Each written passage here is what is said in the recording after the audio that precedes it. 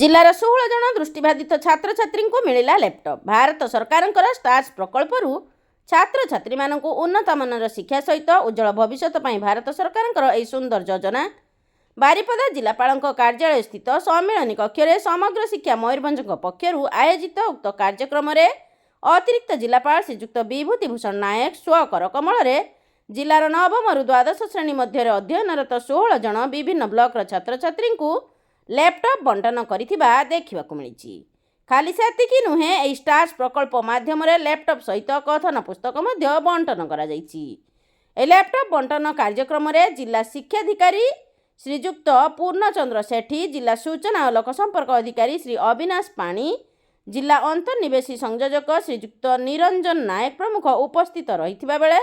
बांगिरीपोषी block गोष्ठी साधन कर्मी श्री वीरेंद्र साहू और उदला ब्लॉक गोष्ठी साधन कर्मी श्री निर्मल चंद्र साहू कार्यक्रम सुपरिचालन निमंते सहयोग करिथिबा सूचना प्रकाश। ए कार्यक्रम में बहु अभिभावक एवं छात्र छात्री उपस्थित रहिथिले। ब्यूरो रिपोर्ट पूर्वी भारत न्यूज लाइव। जो सरकार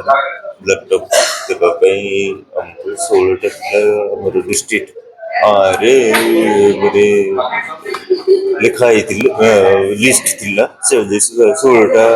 लैपटॉप हमको देती आम डिस्ट्रीब्यूशन करदेलु छात्र छात्री मानू से ट्रेनिंग भी दिया पूर्णचंद्र सेठी जिला शिक्षा अधिकारी मयूरभंज आज आमर एडीएम सार कर कमल आम पिला लैपटॉप बंटन कलु 16 जन पिला देलु 9 रु +2 पर्यंत जो पिला माने ब्लाइंड अच्छे देलु आम से माने जाना चाहूँ पिला माने किभली भाव प्रयोग करें आम ये सपोर्ट करुँ निजक केवल भावतु ना कि आम भिन्नक्षम से प्रकृत समाज सहित सामान केवल से दान चाहूना कि आदर सम्मान जीवन कुसुमित हम पुलकित हम से आज आम लैपटॉप देलु ट्रेनिंग करने व्यवस्था कर होम विजिट कर ट्रेनिंग देवे और ट्रेनिंग डाक्टर दबो तेणु मुझे भावी जो +2 पिला गुड़ा पढ़ुं बहुत भल हम कंटेन्ट आम जो पिला जहाँ जहाँ पाठ अच्छे से अपलोड कर बहुत बढ़िया पदक्षेप।